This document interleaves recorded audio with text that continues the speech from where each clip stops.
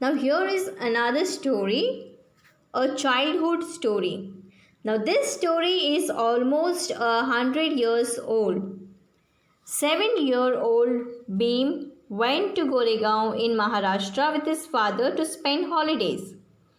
He saw a barber cutting the long hair of a rich farmer's buffalo.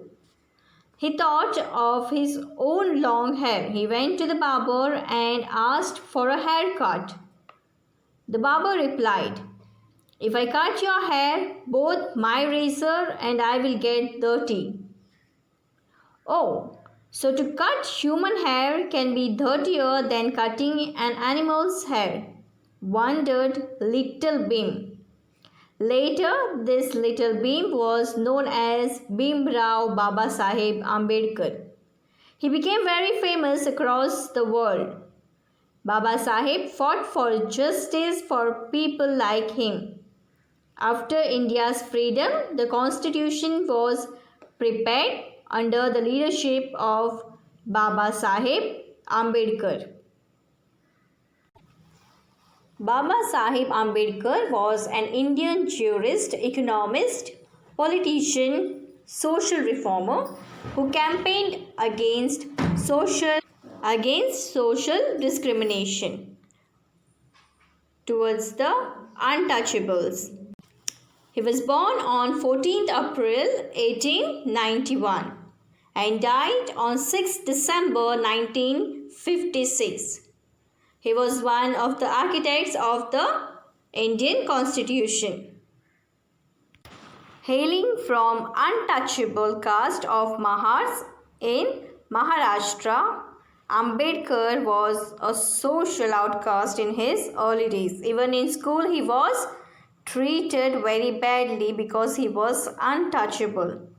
His schoolmates would not eat besides him. His teacher did not touch his copies. People disliked and avoid touching them and do not allow them even till today in some villages. I'm not saying in all states, no.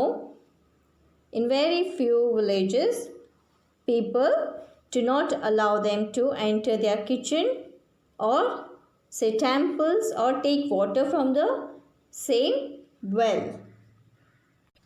They were relegated to the lowest jobs. They lived in constant fear of being publicly humiliated.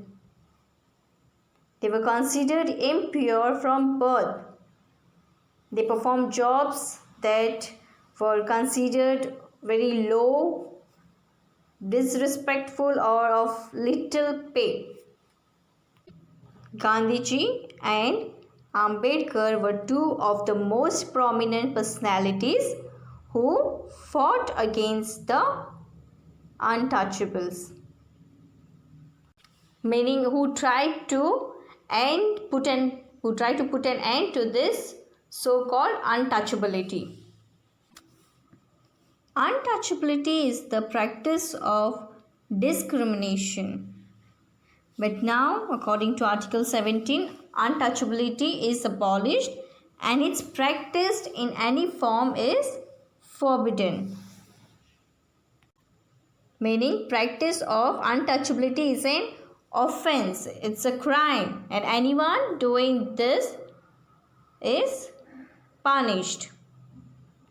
There will be no discrimination on grounds of religion or caste, race, color, etc. So there is no discrimination at all anywhere, and people who will do this will be punished. So now there is no hatred, no discrimination, nothing of this sort. There is peace, love towards each other, and unity. Now in this story, what happened? Now this story is almost 100 years old. Okay. So that time when Bhimrao Baba Saheb Ambedkar went to Goregaon in Maharashtra with his father, He saw a barber cutting the long hair of a rich farmer's buffalo. Now he thought of his long hair. So he went to the barber. He asked for a haircut. But the barber very rudely, what he replied, if I cut your hair, both my razor and I will get 30. Why he said that? Because Baba Sahib Ambedkar belonged to low caste. Okay, so that's why he said, if I touch you, both me and my razor will get dirty. So then later, Bhim wondered that to cut a human hair can be dirtier than cutting an animal's hair. Why that barber said like that? Because that buffalo belongs to whom? A rich farmer, and that rich. Untouchability is the practice of discriminating various individuals and groups based on their caste and the job that they do. This caste system divides Hindu into 4 categories. That is, first one Brahmins, then Kshatriyas, Vaishyas, Shudras. The main caste were then further divided into 3,000 castes and then 25,000 sub-castes based on their occupation. Now the Brahmins is the highest among this caste system. All the priests and the teachers were from this caste. Then comes Kshatriya. These are all protectors, meaning soldiers from Kshatriya caste. Then comes Vaishyas. These were merchants and traders. Then last Shudras were laborers and artisans. And then last, the 5th category falls outside the Varna system, and this consists of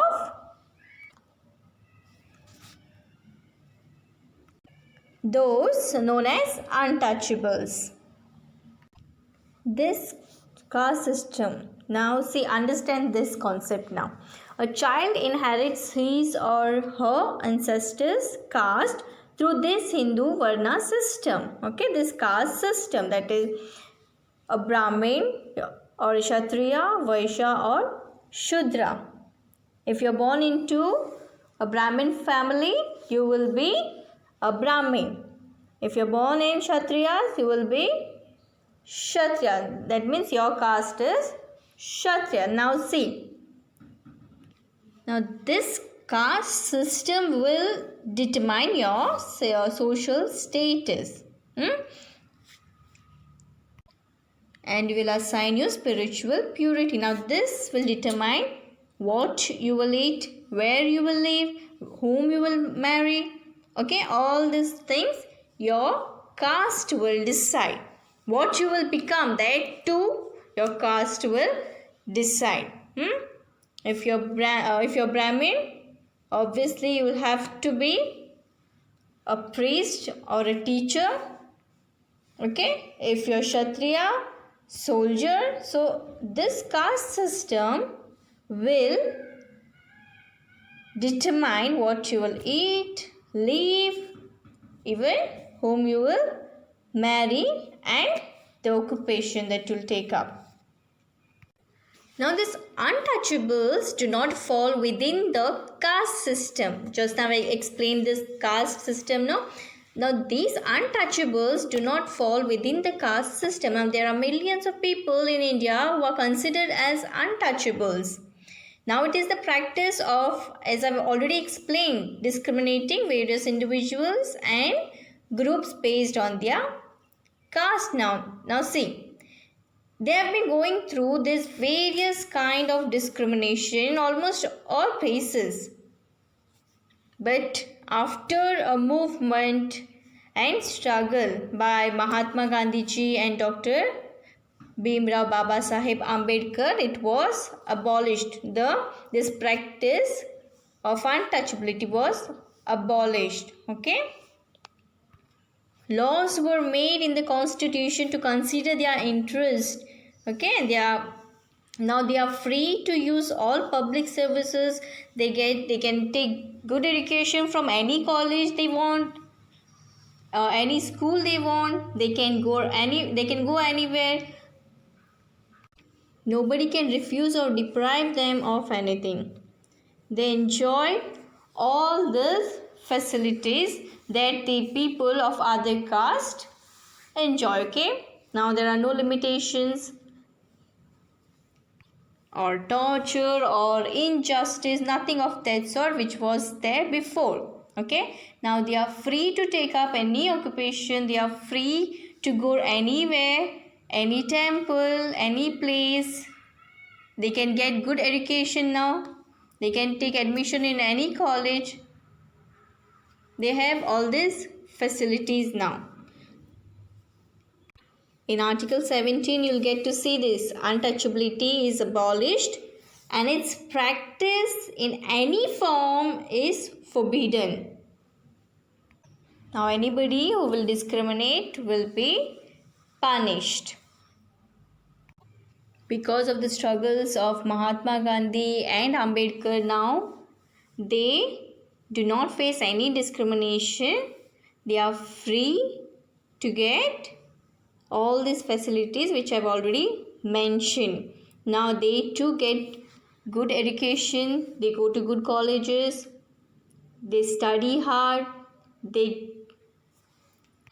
And then they get good jobs and they live a very good life. Now they no more do that cleaning job which they were doing. They were forced to do. Okay, now they also take up good jobs and live a luxurious life, because there is no such thing happening which used to happen in the past. They were forced to do jobs that were traditionally considered as unclean, and that was for very little pay. Some were forced and some did because they were poor and they were uneducated. But now it's totally opposite. They have everything. They get good jobs. They can go to any colleges they want to. And nobody can force them to do these unclean jobs. And if they do so, they will be punished.